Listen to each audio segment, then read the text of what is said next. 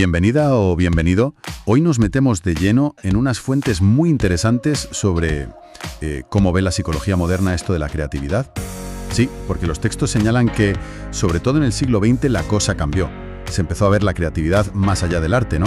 También en ciencia, tecnología, bueno, en muchos campos. Exacto. Y el material que tenemos aquí se centra sobre todo en dos grandes enfoques. Por un lado, la visión psicoanalítica, que mira más hacia adentro, al inconsciente. A las profundidades. Eso es. Y por otro, el enfoque histórico-cultural que, digamos, pone el acento en lo social, en el contexto, en la actividad. Vale, pues vamos a ello. Empecemos, si te parece, por el psicoanálisis. Freud. Según esto, él veía la creación artística como una válvula de escape, ¿no? Para liberar impulsos inconscientes. Justo. Él hablaba de sublimación. A ver, Freud planteaba esa tensión interna entre las pulsiones de vida y las de muerte, y el yo mediando ahí. Pues el arte sería una forma aceptada culturalmente de canalizar esas tensiones tan hondas. O sea que el artista no sería del todo consciente de por qué crea lo que crea. Exacto, esa es la idea freudiana. Se pone el ejemplo de Dostoyevski, ¿no? Como si su obra reflejara conflictos internos de los que quizás él mismo no era plenamente consciente. ¡Qué fuerte! Vale. Y luego está Jung. Empezó con Freud, pero luego tomó otro camino. ¿Qué dice Jung según estas fuentes? ¿Qué cambia? Pues Jung, aquí la cosa se pone, yo creo, todavía más interesante. Él introduce el inconsciente colectivo. Ya no es solo mi inconsciente personal. El de todos. Claro. Para Jung, el artista es más bien como un canal, una antena, si quieres, para esos arquetipos, esas imágenes primordiales que compartimos como humanidad. Es un proceso más impersonal, lo llama. ¡Ostras! O sea que según Jung, una idea genial que uno cree muy suya podría ser en realidad el eco de algo mucho más antiguo, compartido. Algo así. El arte nos reconectaría con esas capas profundas, colectivas, casi místicas a veces. Suena potente. Y los textos también mencionan a Didier Anzieu. Hablan del yo-piel. ¿Eso qué es? Suena curioso. Sí, Anzieu propone algo muy sugerente.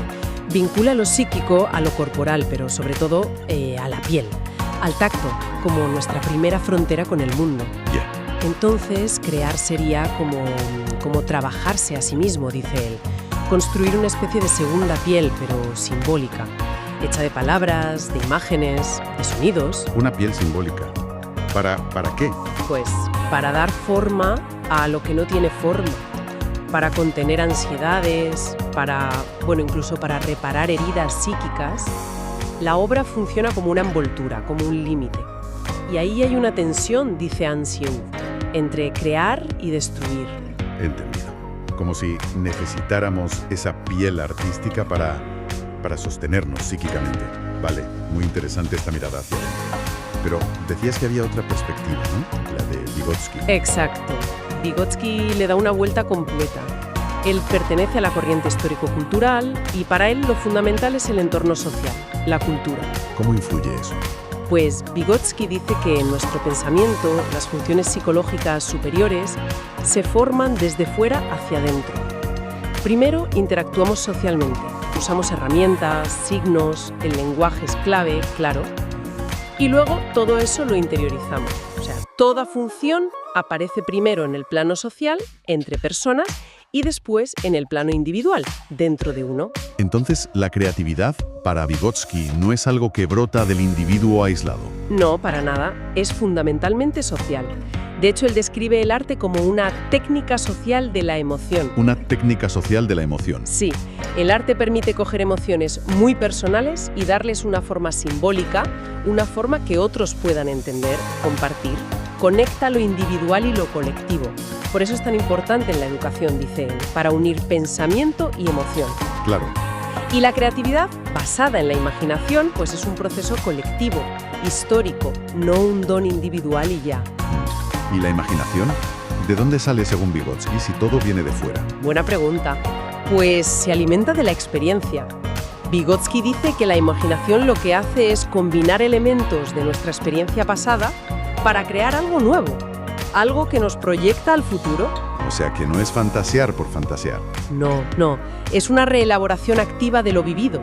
Por eso, cuanto más rica sea nuestra experiencia, nuestra vida social, cultural, pues más material tendremos para la imaginación y la creatividad. Hay que enriquecer la experiencia para poder crear. Queda clarísimo. Entonces, resumiendo un poco, las fuentes nos pintan dos cuadros muy distintos, pero potentes, de la creatividad. Uno, el psicoanálisis, que mira a las profundidades del inconsciente, ¿no? Lo personal, lo colectivo. Y otro, el histórico-cultural, que la sitúa más bien fuera, en la interacción social, en la cultura, en la historia, como un motor de cambio, de transformación. Dos visiones que, quizá no sean tan incompatibles como parecen a primera vista. Sin duda, dan que pensar.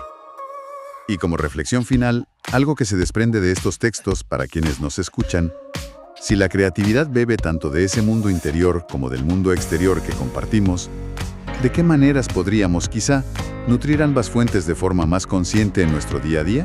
Muy buena pregunta, sí señor. Nos deja ahí dándole una vuelta a cómo conectar estas teorías con nuestra propia capacidad de imaginar y de crear al fin y al cabo.